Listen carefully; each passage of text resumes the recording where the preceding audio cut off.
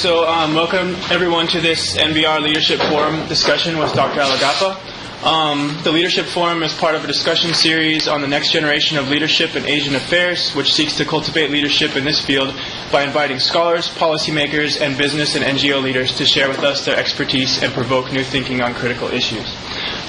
These discussions are organized by the Next Gen Fellows, Jonathan and myself.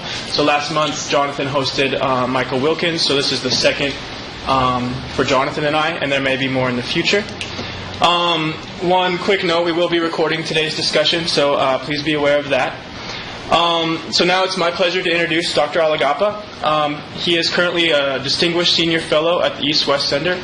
In the past, he has held prestigious positions at the East-West Center in both Honolulu and Washington, ISIS Malaysia, and within the Malaysian Armed Forces. Dr. Alagappa received his MA from the University of Lancaster and his PhD from the Fletcher School of Law and Diplomacy at Tufts University. Dr. Alagappa has been widely published on comparative and international politics of Asia and is currently working on a book on today's topic, War, Peace and Cooperation, State-Making, and International Relations in Asia since 1945. So today, Dr. Alagappa will speak for roughly 20 minutes, and then hopefully we'll have some time, or we will have some time, for questions after that. Before we welcome... There's a gong bell that goes on and a hook after 20 minutes. So before we welcome Dr. Alagappa, I'd like to pass things over to MBR President Richard Eilings, who will make some more introductory remarks. Well, I'm just very briefly. Muthiah had a nice chance to chat, and I had a chance to tell him how much we have appreciated the quality of work that make up the body of his professional life over the last decades. But his choice of people to work with, the depth, he has always, in our eyes, symbolized the best in our field by the people, as I say, he chooses to work with and the quality of his publications. Even when going back to Washington, D.C. to found the East-West Center's office there, he maintained that depth and fabulous quality, which is so hard to do if you're based in Washington, D.C., because you're just pushed to do something for the next week, what's relevant now, and so you're kind of like a skipping stone back there. But he was, I guess, sensitized to the market, but not so much so that quality suffered, and so that is just spectacular. So we're just a huge admirer, and it's just an honor for us to have you here, Muthiah, and we just turn it over. Well, thank you very much, Rich. Thank you. And, it's a pleasure to be here. This is my very first visit to Seattle and to NBR. That 22 years too late. It's our fault. But I want to thank you, Rich. And I also want to say how much I appreciate what NBR has become, over the last 22 years. So it's really... as an institution builder, I can appreciate what it takes to do this kind of stuff. And I want to thank Anton for making all the arrangements. I also want to thank all of you for coming. It's a nice weather here compared to Washington, D.C. Don't tell anybody. Don't tell anybody. We have awful summers. In 20 minutes, I think what I will do is basically set out what I'm trying to do and show you some slides. And then, sort of critique some of the existing explanations out there, and then advance my argument, and then just straight open up for discussion. It's, this is a new book, and it's very much in an early phase. I don't have any firm findings from the book. It's a very early stage, and so it's very tentative in many ways. The book is titled The War, Peace, Cooperation and Order. Actually, there is an order and state-making and international relations in Asia since 1945. Let me just do some data first, I think. So much of the discussion right now on Asia is focused on the rise of China. What will be the consequence of the rise of China for Asia? That seems to be the main question and thrust of people, and a lot of speculation, whether Asia will be more peaceful or whether it will be more war prone, entering a new phase in which it's going to be war prone. And others who argue that regional cooperation and institution building is going to characterize Asia. But so much of these assertions are based on certain theoretical lenses. It's really not grounded very much in empirical evidence. And that seems to be very popular right now. Whether it's Aaron Friedberg's most recent work on looking at the rise of China, what it means. So everyone is looking at rising Asia and what does that mean. There was a book by Michael Mastanduno and John Eikenberry on the Asia Pacific through IR theories, just basically deploying different theoretical lenses to look at Asia. I find this is useful, but at the same time somewhat dissatisfying in terms of looking at Asia. And what's really important is, I think, to understand where Asia has come from 1945 onwards. And there have been two transformations, or several, but I want to focus on two transformations in Asia. One is a transformation from war to peace. And second is a transformation from conflict to cooperation. Those two transformations in Asia, why those transformations occurred, have really not been explored. What I'd like to do with these slides is to show those two transformations. And another development in Asia is the increase in regional cooperation, which is again, people talk about the different regional institutions, but the question is, why has there been proliferation of regional institutions in Asia? That question really has not been addressed well. And the type of order that has emerged in Asia and how that order has evolved over time. So I think there are some interesting issues to be explored and explained in Asia. And in my way of thinking, the drivers of those transformations are still ongoing. And they are the real drivers of war, peace, cooperation, order in Asia.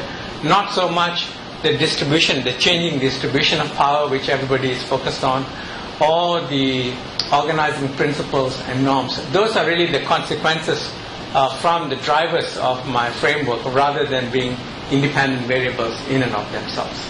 So that's basically what I would like to show. And my independent variable is state making.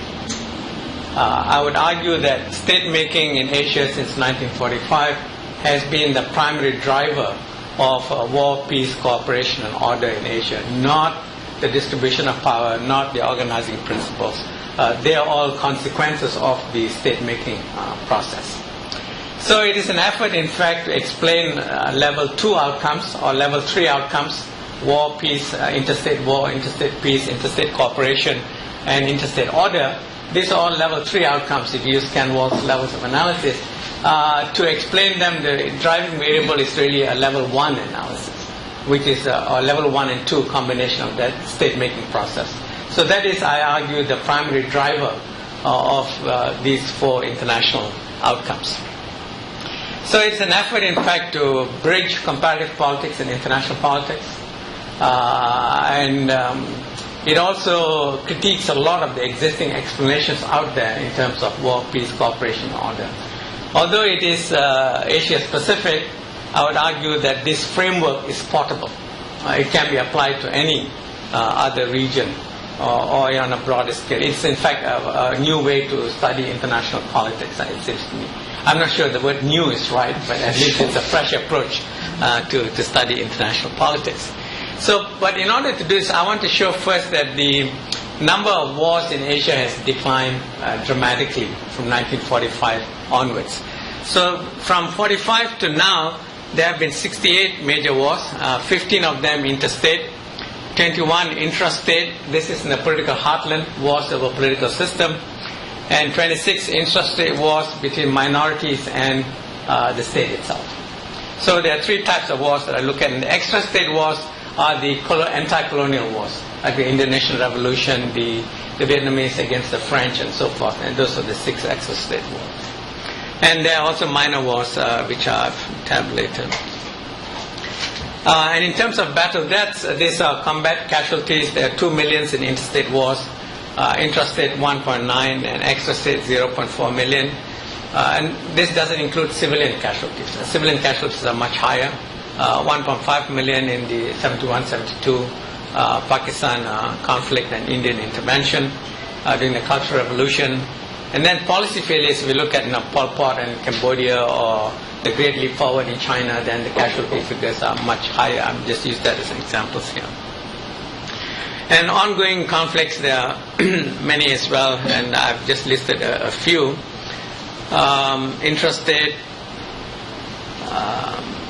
And here you see the decline in major wars. From 45 to about the mid-70s, you see a dramatic increase in the number of major wars, interstate wars, and then you see a sharp decline. In the last 30 years or so, there have really been only two major interstate wars. One between China and Vietnam. That's a continuation of the 79 Chinese attack on Vietnam, the punitive attack. And then the Kargil war between India and Pakistan, which is really a continuation of an earlier series of wars. But really, both these wars were very limited, although they are termed major wars because they exceed 1,000 battle deaths, which is the sort of the definition that's used. But there are no new war dyads in Asia. These are all continuations, a very sharp decline. Minor wars too, there has been a substantial decline. Minor wars are termed between 25 and 1,000 battle casualties. If you take the number of war dyads in Asia, there have been 9 war dyads in Asia. China, Tibet, that's ended as an interstate war dyad. There's now largely a Tibetan revolution against Chinese rule, largely peaceful in Tibet. China-Taiwan is stalemated. China-India is stalemated. It's a border dispute under bilateral talks. China-Vietnam has ended, at least for now. India-Pakistan, a stalemate. North Vietnam, South Vietnam, that's the U.S. Engagement in Vietnam, that's ended. Vietnam-Laos, Vietnam-Cambodia, North Korea, South Korea, a stalemate.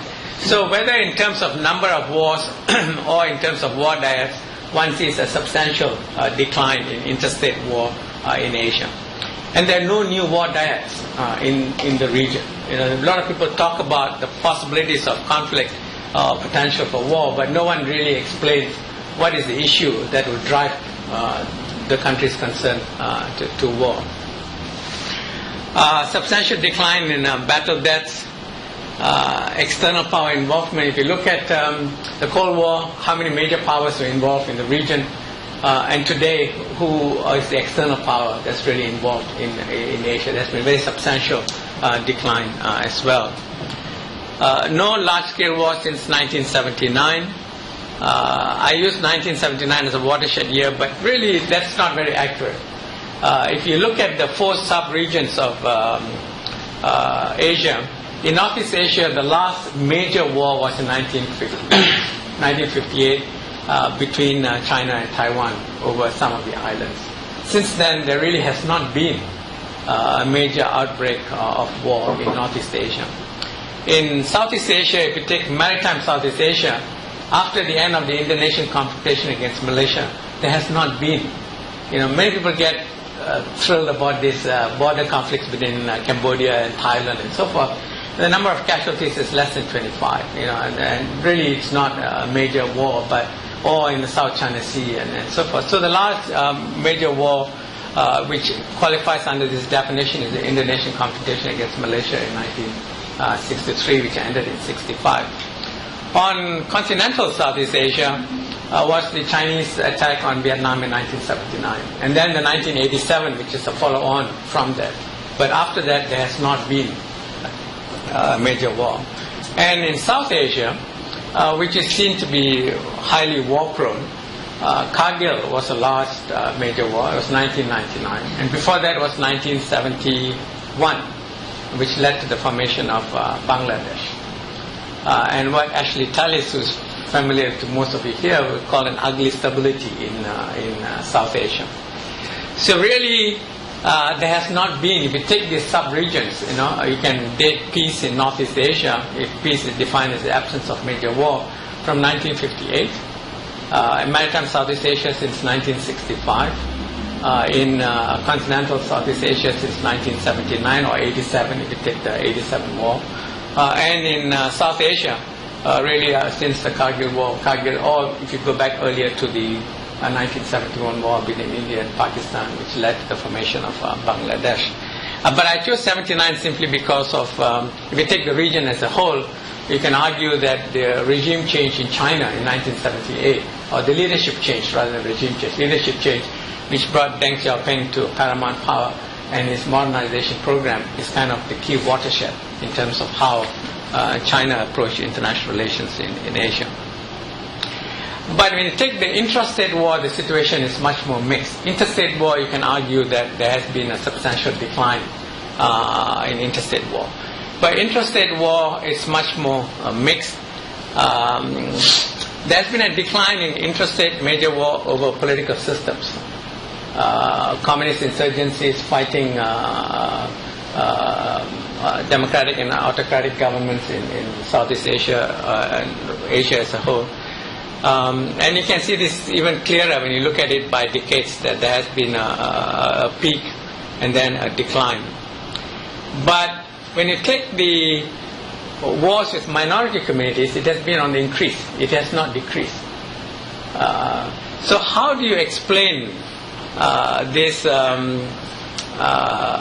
decline in interstate war, substantial decline over a period of time, substantial decline in intrastate war over political systems in the heartland, but really no decline, and in fact increase in intrastate war between the state and minority communities. And this, you really cannot explain this through any existing international relations theory. I'll come back to that. I have a lot of data here which I really don't want to go to at this point, but I drew this data from 3 global databases. There is one database from CIPRI. There's another one, the conflict, I'm forgetting this, it's a very famous one, is the Correlates of War Project, second one, and the third one is a German institution. There are 3 databases which are global. And so I've drawn this for Asia, and then we've refined it a little bit to suit this. There's still some problems with this database because Afghanistan is not included. There's a question of where do you draw the boundaries of Asia, and that will determine this, and I still have to address that. So at one level you see a substantial decline in interstate war, intrastate war, but not in a certain type of interstate war. And you also see an increase in regional cooperation. Earlier on, it began with Maritime Southeast Asia, ASEAN being formed in 1967. And there were not too many sub-regional organizations, but gradually it increased, and then there are region-wide organizations, and today we have really a proliferation. There are so many region-wide organizations and sub-regional organizations, and I've tried to list some of them here. But free trade arrangements, there's many of them. So there has been transition from a period of many major wars in Asia to a period of relatively few wars and what are characterized as relative peace in Asia, and also from conflict to cooperation. The question is, what explains this?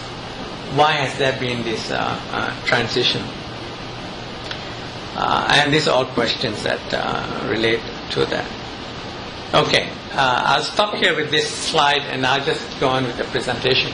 So if you try to explain this, basically in IR there are 3 approaches that people take to approach. One is essentially a realist account which is focused on the distribution of power. But if you look at the distribution of power explanations, they really cannot explain intrastate wars. That's beyond your pale, right? And even interstate wars, how is it possible that you have this large number of wars in the first 3 decades and then there is a substantial decline?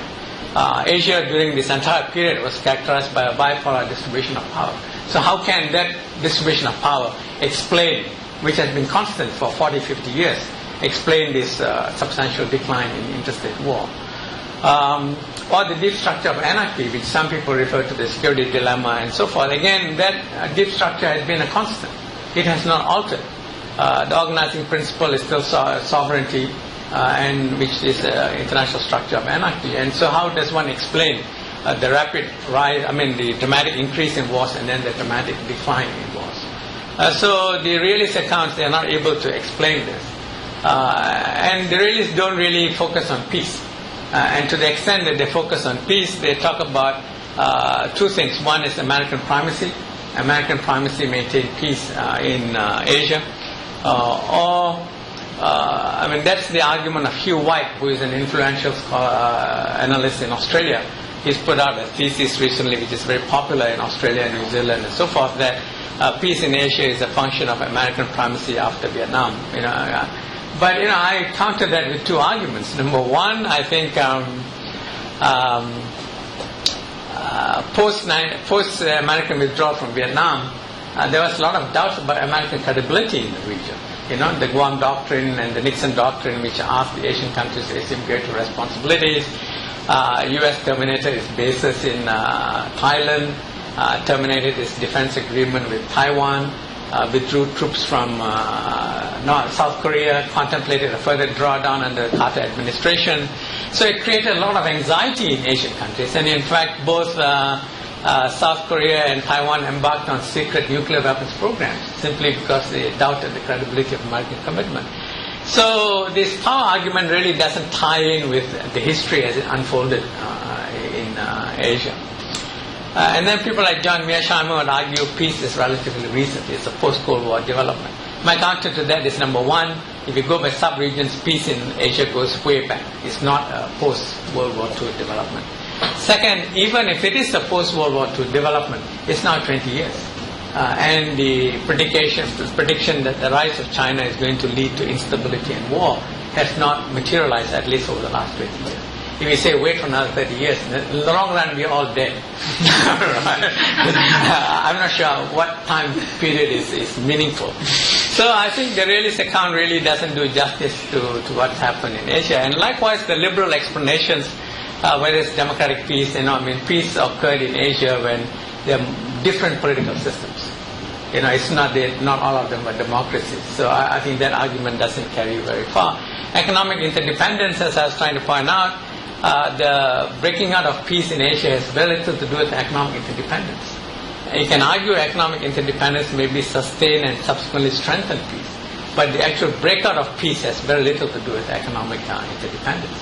The same with regional cooperation institutions. In fact, ASEAN was formed to foster regional cooperation. It was formed after the end of the Indonesian competition against Malaysia. Amitabh's arguments, which get such great play, are all based on very superficial evidence. And people have not really questioned those assertions and evidence. ASEAN is credited with preventing war in Southeast Asia, but it was formed after the end of the Indonesian competition against Malaysia, so it has nothing to do with ending the confrontation. And between Vietnam and Thailand and Cambodia, they all became members of ASEAN after they ended their conflicts. Right? So how can you assert that ASEAN averted war among us? This is a ridiculous argument, but somehow it's gotten such great play and nobody has really questioned these arguments. Likewise, David Kang's explanation on the rise of China and peace in Asia is also a very superficial argument, but it's a very interesting argument. And it's a sort of a good antidote to the realist, but really it doesn't explain very much. So there are a lot of explanations out there, which you can critique and which I will in the book in the process. So the constructivists have a fairly good approach to this, but if you read Alexander Wendt, he's also very interested in developing a structural theory of international politics, but not based on the distribution of power, but based on the normative structure and social interactions. He talks a little bit about the agent. He has one whole chapter on the agent, but he really does not privilege. His interest is in creating a structural theory of social interaction in international politics. So he really disregards the agency dimension of it. So I find that the existing three main approaches to explaining international politics not very relevant in explaining the things that I've set out. So, and I've been wondering for a long time, and that's because I have an interest both in comparative politics and international politics, that it seems to me that the driving variable really is state-making. State-making has been the key driver of war, peace, cooperation, and order. And the first question is, what do you mean by state-making? All right. I mean, sometimes it looks very obvious, but it's not. I've spent a fair amount of time thinking about this, and even to this day, I'm not really clear in my own mind what state making is. But at least to you, I think there are 4 or 5 important things about state making, and I use it in a collective sense. Number 1 is the ideational foundation of the state. In other words, what idea underpins the state? Whether it's an ethnic notion, or whether it's a religious notion, or whether it is a certain ideology that underpins the state. Delimitation, the physical delimitation of the state. Building of modern state institutions. Building state capacity, forging nations, exercising compulsory jurisdiction within a territory, which is linked to building state capacity. Those are all going into this, what I call as state making. It's a slightly broader definition of the state than that is used in the literature. I use it more as an abbreviated, a shorthand way of referring to this collection of things.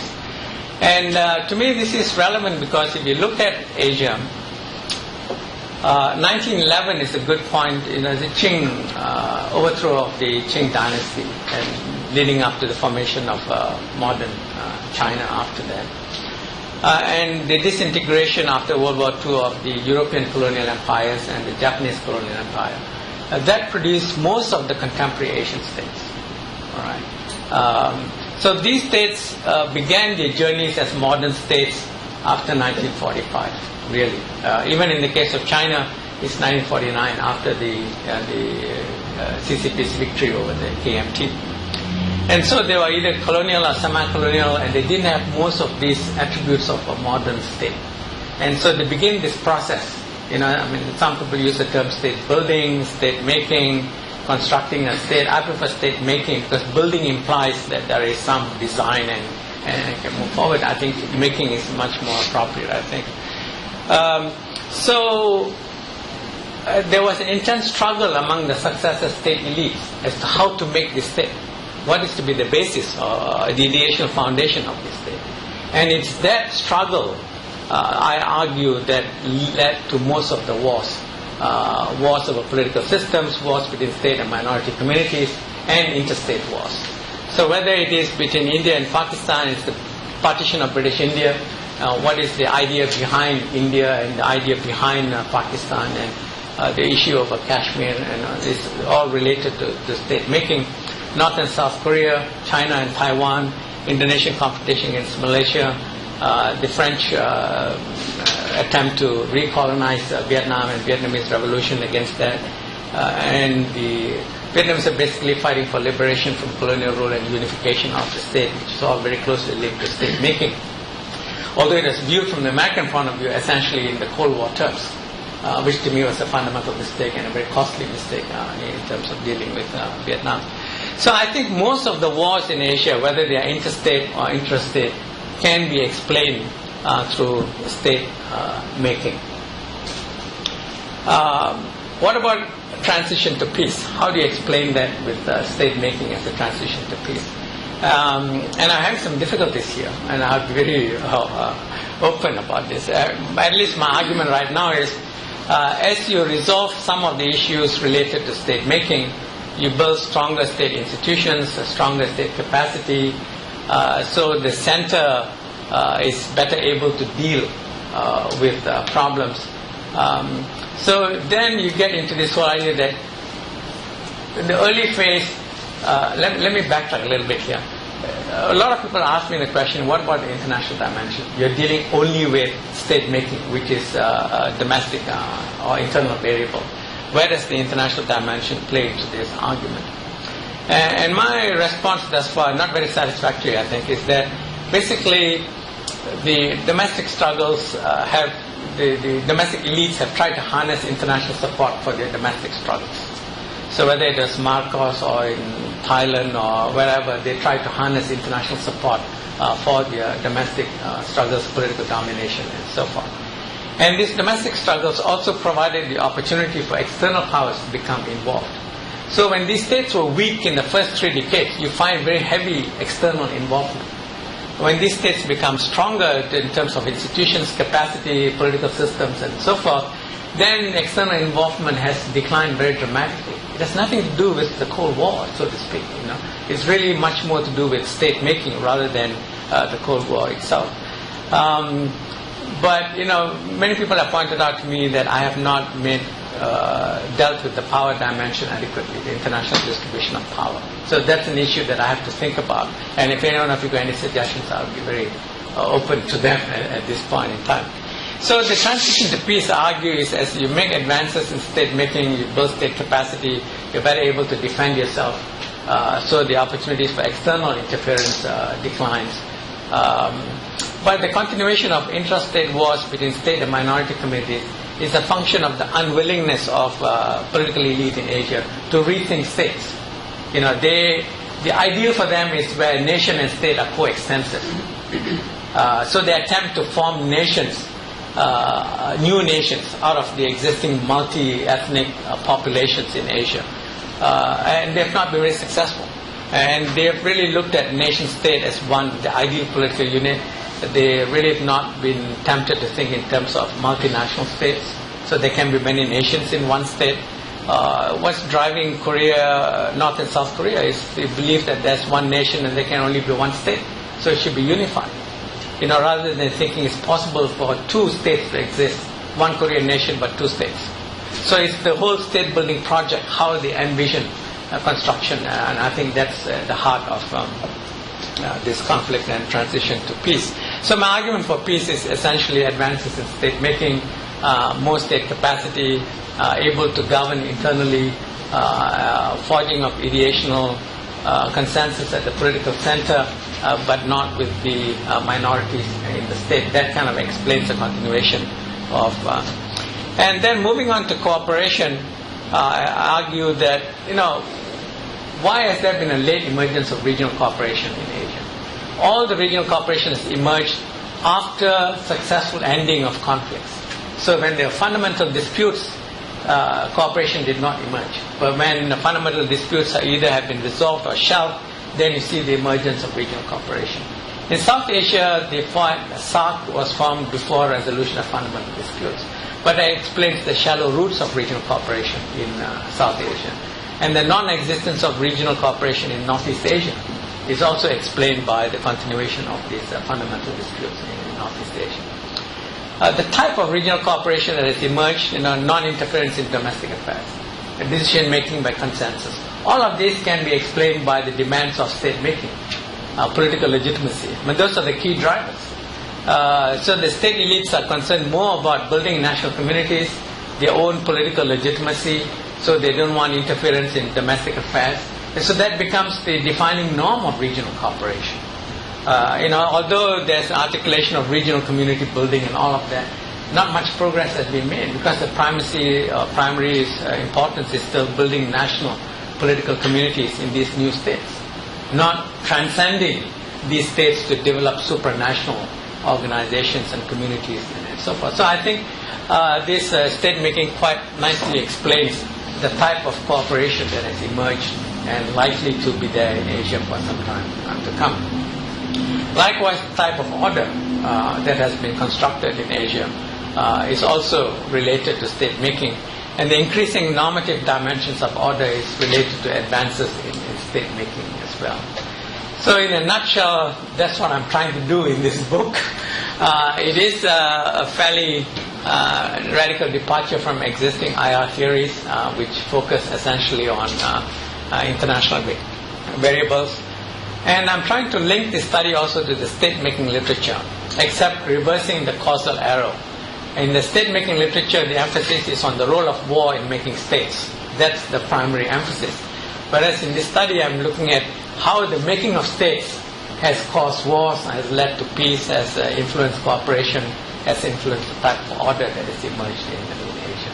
So I think that's 20 minutes, right? Yeah. So let me... I'm sure perfect. Let me stop there and then I'll take whatever questions that you have. John? Yes. When you raise your hand and introduce yourself, unless you've already met. I'm Jonathan Walton. I'm the other next gen fellow. Okay. But my question is, I it's kind of two parts, but I'll try to make it simple. So one of the things that happens during this period of time is we have a lot of sort of peaceful revolutions, a lot of them related to the collapse of the Soviet Union and Central Asia and these kinds of things. And so I was wondering is there a failure of Soviet state building or some other explanation that explains, you don't have a war going on here, but it is a pretty serious change of power and authority. And I sort of wonder how that fits into what you're thinking about here. The state making for me is not a linear projection. Right. You can make advances in state making, but also fall back. And that explains, I think, you take Nepal, for example. All right. The outbreak, the Maoist insurgency, and the contention within Nepal is large degree a function of failure of the state.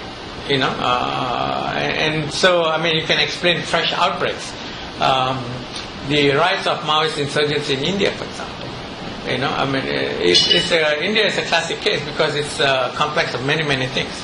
On the one hand, you have the South, which before wanted to secede from India, is now fully identified with India. So it's a success in making state and creating a more coherent nation. But at the same time, there are people in eastern India, in northeastern India, and Kashmiris who don't really identify with the Indian nation and state. So you've got these movements forward and backwards. And to me, I think that is the strength of this variable. It's a variable that is not, it's a long drawn-out variable. It can, last 30, 40 years. State making can take you 100 years, longer than 100 years. There's no terminal point.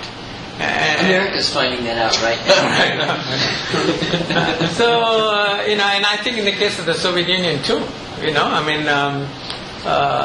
peace within the Soviet Union and within the Warsaw Bloc was very much peace through coercion. As you opened up, then you find that, Eastern Europe, Central Europe, the breakup of Czechoslovakia. It's a peaceful breakup, but still, the Czech Republic and the Slovak Republic. The foundation for that Czechoslovakia, that was contested. So I think it explains a number of developments forward. That's what I meant. It's an Asia-specific study, but it's not an Asia-specific explanation. You can apply it to Africa, I think, to Latin America, to even Europe in the earlier stages. But I haven't focused very much on the power dimension. That's the question that everybody keeps asking. So I'd like to offer something here on that. You've given one typology of wars based on the number of deaths, casualties, and so on. Another might be in terms of the kinds of countries fighting each other. We've had no great power to great power wars, which one might argue may be a reflection of the balance of power and other considerations as much as state making or lack thereof. And so that's one way you might address it and think of a slightly different kind of typology of nations, which kind of nations go to war against each other. Not one's democracy versus non-democracy. You mentioned that and debunked that. But another might be whether they're really great power wars or not. And we've not had any. Now that's partly a function of nuclear deterrence. Great cause involved. There's been great care in that among the great powers. And that condition has been sustained under certain conditions of a balance of power and, one would argue, certain conditions of state building.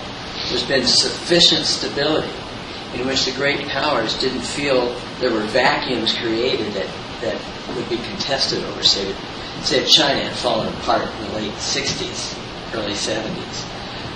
Then we might have seen great power confrontation. But China didn't fall apart, even though it was going through a tremendous internal transition. So that would be partly your explanation, and then partly, though, also a systemic balance of power explanation, together with the existence of nuclear weapons. One would argue that on the Korean Peninsula, lack of war there, clearly, balance of power, deterrence kinds of considerations play a role. So I would say two things. Number one, great power to great power is one way to look at it. And another is, what is the degree of and you can apply sub-regionally balances. So sure, China can go and so-called punish Vietnam, although it kind of got punished itself. It learned a tough lesson going into a country that had been experiencing a lot of war and was prepared to fight versus the Chinese, which really weren't prepared to fight. They got punished themselves. But that only would take place under certain circumstances in which China felt it had a preponderance. You could kind of get away with it. And also, of course, Deng Xiaoping, who you said kind of ushered in that era, nonetheless engineered that war, came to the United States to make it look like there was a tacit agreement with the United States to allow that to take place.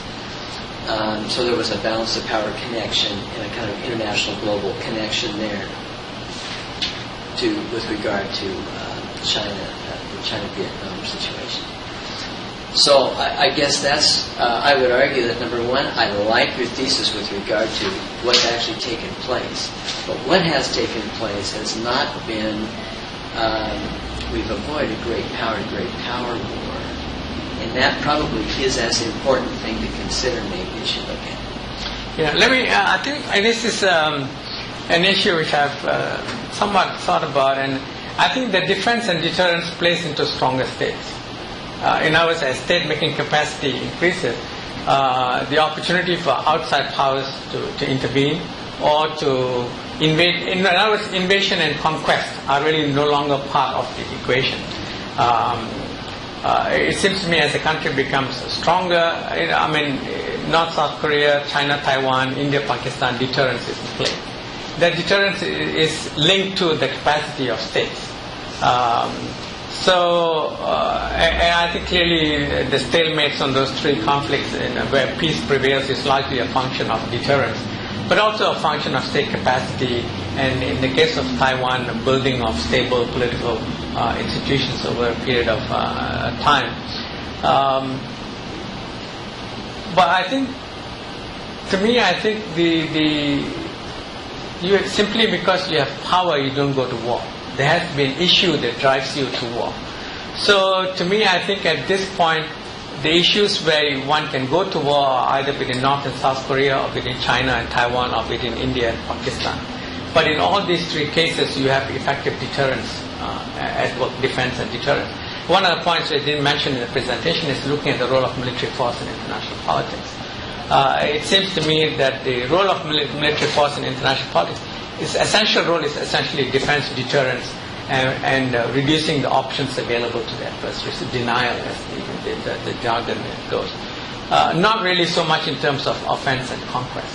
And the operation of the market implies that this is not an imperial era where you have to, the early periods where you had imperial conquest and domination. That is not, that's perhaps a normative dimension, but also a power function. I think the whole notion of a great power war, great power rivalry in war, is really predicated on this assumption that somehow increasing power will lead to conflict. But to me, I think power itself does not lead to rivalry and conflict. There has to be issues of contention. But I think increasing power does affect who manages order, the content of order and who manages order. And that's where I think the rise of China would make a significant difference. Well, Bob Gilpin argued, and he was so convincing to me as I was a graduate student 35 years ago, or whenever that was, 40 years ago. War and Change.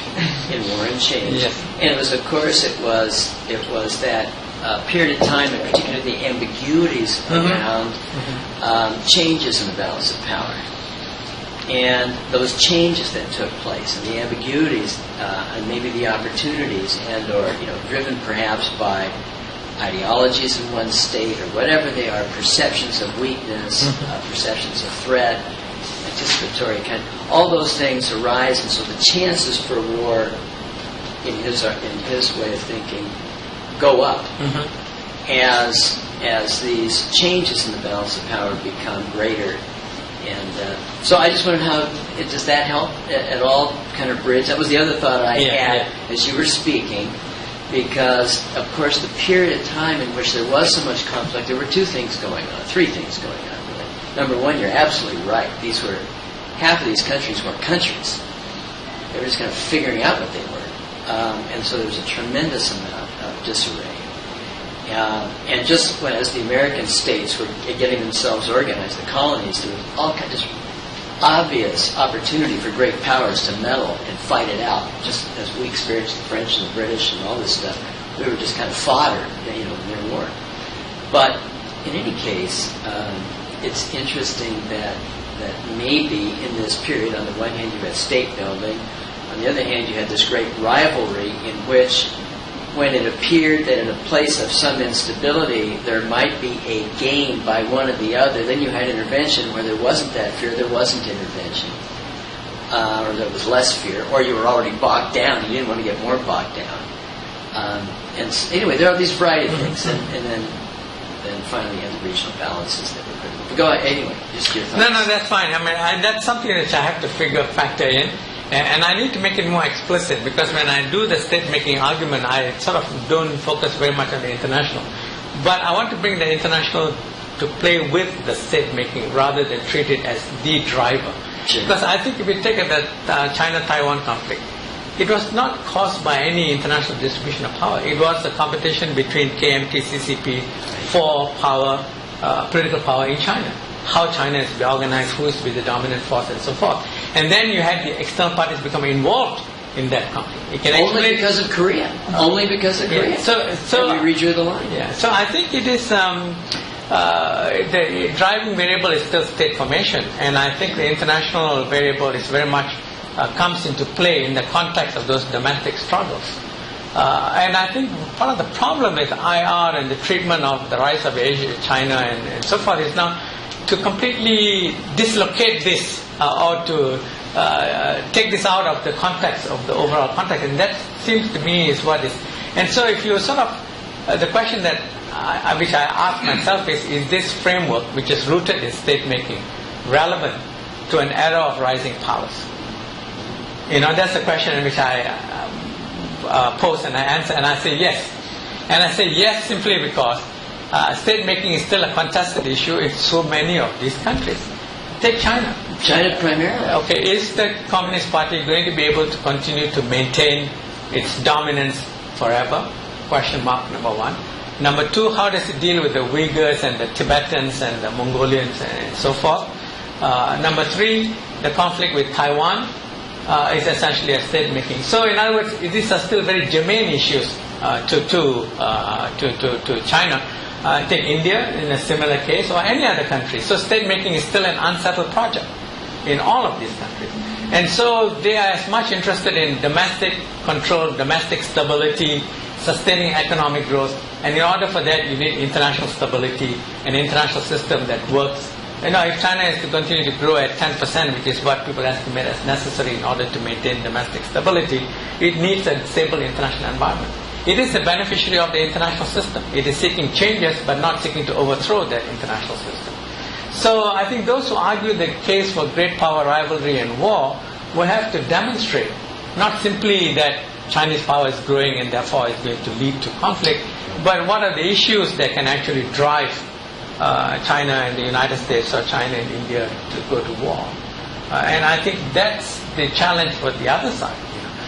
For me, it is to show how, in fact, this changing. So I would argue that the state-making framework continues to be relevant, but there are additional interests of these countries. One is how is the international order managed, and that order has to be tuned to be favorable to them. In other words, they are no longer just takers, but they are also makers of the international order. Who's going to sustain this order? Who's going to provide the public goods? So I think that's where we can expect to see changes.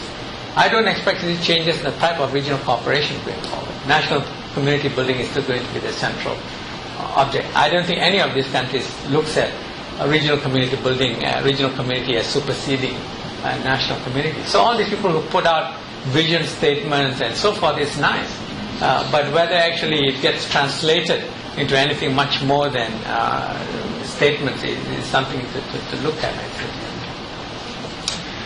So maybe we can thank Dr. Alagappa for... Oh, yeah.